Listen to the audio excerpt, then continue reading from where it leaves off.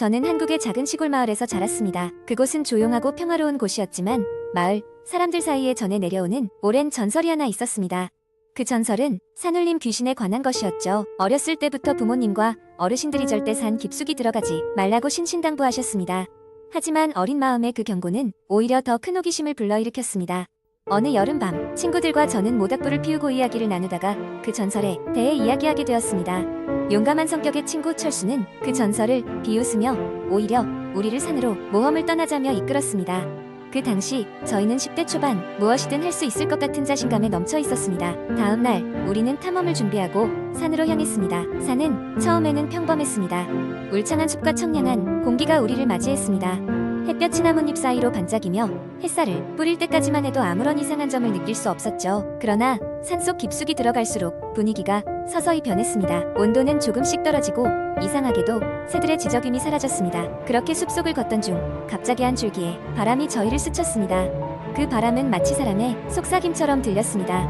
등골이 오싹한 저희는 순간 서로를 바라봤습니다. 아무도 말을 하지 않았지만 우리 모두 뭔가 잘못되었다는 것을 느꼈습니다. 철수는 여전히 그 상황으로서 넘기려 했지만 그의 미소에는 긴장감이 배어 있었습니다.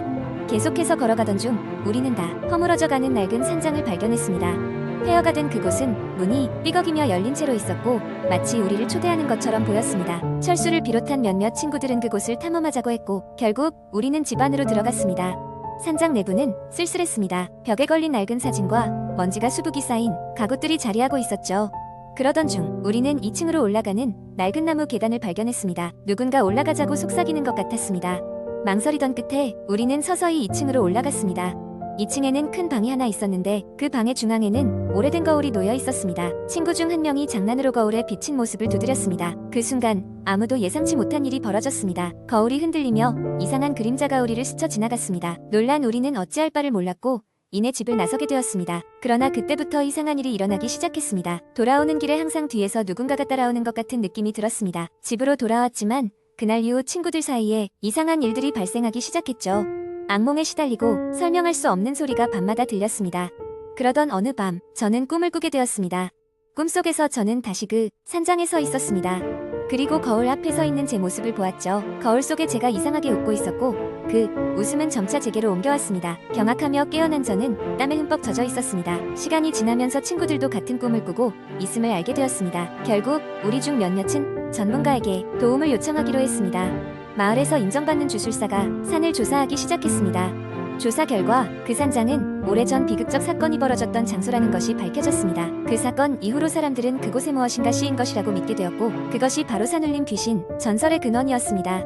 주술사는 우리에게 다시는 산에 가지 말라는 조언을 남기고 귀신을 달래기 위한 의식을 제안했습니다. 그 의식 후 이상한 일들은 서서히 사라졌고 우리는 조금이나마 평온을 되찾게 되었습니다. 그러나 그 후로도 저는 산을 생각할 때마다 소름이 돋곤 합니다. 그곳에서 무슨 일이 있었는지 그리고 우리를 괴롭혔던 것이 무엇이었는지는 여전히 미스터리로 남아있습니다. 그날 이후로 우리는 그 산을 돌아가지 않은 길로 부르기로 했습니다.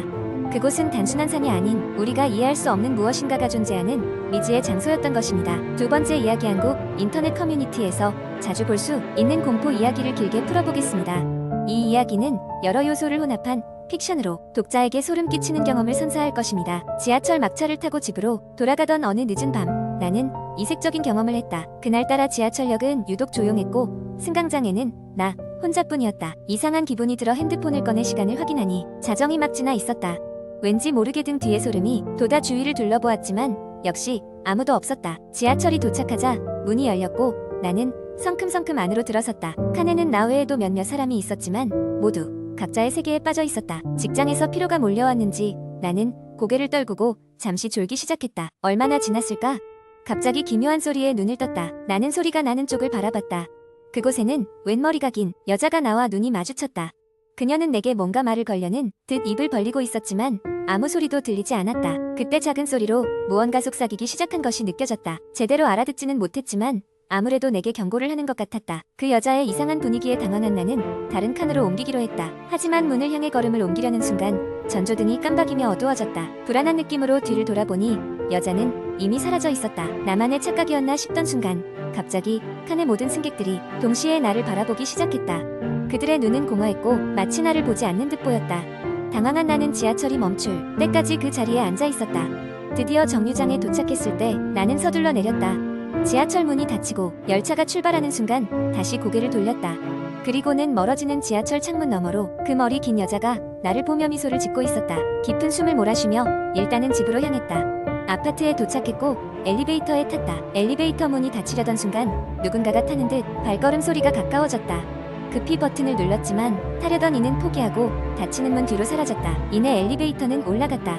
집에 도착해 모든 일이 끝났다는 안도감 속에 문을 열었다. 평소처럼 TV를 켜고 소파에 몸을 맡긴 순간 방문 밖에서 작은 소리가 들렸다.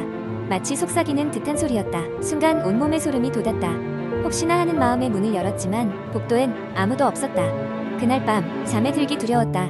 그래도 피곤함에 지쳐 잠이 들었고 꿈속에서 그 여자를 다시 만났다. 그녀는 이번에는 분명히 말했다. 다음에 또 봐요. 그리고 깨어난 나는 침대 옆에 놓인 거울을 보았다. 거기에는 붉은 립스틱으로 여자의 미소가 그려져 있었다. 세 번째 이야기. 어느 추운 겨울밤 나는 인터넷 커뮤니티에서 우연히 한국의 한 작은 마을에 대한흥미로운 이야기를 발견했다. 그 마을은 인터넷에서 잊혀진 마을이라 불리는데 실제 지도에서는 찾을 수 없는 장소였다. 사람들은 그곳을 일종의 도시 전설로 여겼지만 몇몇 호기심 많은 네티즌들은 직접 그 마을을 찾기 위해 나섰다. 이야기에 따르면 잊혀진 마을은 몇십 년 전까지도 활발한 교역이 이루어지던 곳이었으나 무언가 끔찍한 일이 벌어진 후 주민들 모두 흔적 없이 사라졌다고 전해진다. 현재 그 마을에 들어갔다 오면 절대 나올 수 없다는 소문이 퍼져 있었다. 나는 이 전설이 사실인지 항상 궁금했지만 실제로 그곳을 찾으러 갈 용기는 나지 않았다. 그러나 어느 날 인터넷에 올라온 한 사용자의 게시글이 나의 호기심을 자극했다. 그는 마을의 경계를 넘어 그곳을 탐험했다고 주장하며 그곳에서 찍은 몇 장의 흐릿한 사진을 게재했다. 사진에는 흐릿하게 폐허가 된 집들과 비정상적으로 왜곡된 인물들이 찍혀 있었다. 그 게시글은 인터넷상에서 큰 반향을 일으켰고 나 또한 그 이야기에 매료되었다. 결국 나는 몇 명의 친구들과 함께 직접 그 잊혀진 마을을 방문하기로 결심했다. 우리는 인터넷에서 찾을 수 있는 모든 단서를 모은 뒤 가상의 지도에 추정 위치를 표시해 두었다. 추운 겨울날 우리는 차를 몰고 몇 시간을 달렸다. 수없이 좁고 험난한 길을 지나쳐 드디어 의심되는 장소에 도착했다. 눈앞에는 한때 사람들이 살았을 법한 폐허가 널려 있었다. 마을 입구에는 녹슬고 휘어진 간판이 남아 있었고 그 위에는 정체불명의 문자가 쓰여 있었다. 우리는 간판을 지나면서 이유 모를 소름에 휩싸였다. 마을을 둘러보니 여기저기 낡고 버려진 집들이 있었고 곳곳에는 인적이 드문 흔적들이 보였다. 이상하게도 우리는 누군가 우리를 지켜보고 있는 듯한 느낌을 지울 수 없었다. 마치 우리가 그 경계에 들어서는 순간 무언가 깨어난 듯한 느낌이었다. 조용히 집 한 곳으로 들어가니 방 안에는 오래된 사진들이 벽을 가득 메우고 있었다. 그 사진 속 인물들은 모두 어딘가 이상하게 일그러져 있었고 그들의 눈동자는 무언가를 간절히 호소하는 것처럼 보였다. 그 순간 갑자기 주변의 온도가 뚝 떨어지며 등 뒤에서 차가운 바람이 스쳤다.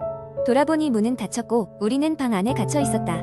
우리는 당황하여 문을 열기 위해 안간힘을 썼지만 문은 마치 오래된 벽처럼 단단히 고정되어 있었다. 그리고 그때 어디선가 아이의 웃음소리가 들려왔다. 그 소리는 점점 가까워지다가 문 너머에서는 작은 속삭임이 들려오기 시작했다.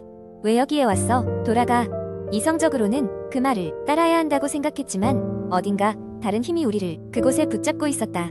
시간이 지날수록 공포감은 극에 달했고 우리는 결국 다른 방법을 찾아야만 했다.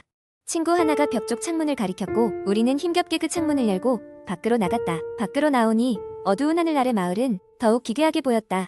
우리는 급히 차로 돌아가 그곳을 빠져나오기 위해 안간힘을 썼다. 차가 출발하자마자 우리는 등 뒤로 짓누르는 무언가가 사라진 듯한 느낌을 받았다. 그러나 백미러 속 마을은 여전히 우리를 응시하고 있는 듯했다. 집으로 돌아온 후 우리는 인터넷에 그곳에 대한 경험담을 올렸지만 이상하게도 그 글은 몇 시간 후 삭제되고 말았다. 그리고 얼마 뒤 인터넷에서 잊혀진 마을에 대한 이야기를 처음 올렸던 사용자의 계정은 흔적도 없이 사라졌다. 우리는 그 경험을 잊기로 했지만 때때로 꿈속에서 다시 그 마을을 보게 되었다. 그곳은 이제 현실과 같아서 꿈속에서도 피할 수 없는 장소가 되어버렸다. 마치 우리가 그곳에 가는 순간부터 무언가가 우리의 일부가 되어버린 듯이. 그리고 가끔 그날의 차가운 속삭임이 아직도 귀가에서 울려 퍼지고 있는 것 같다. 왜 여기에 왔어? 돌아가.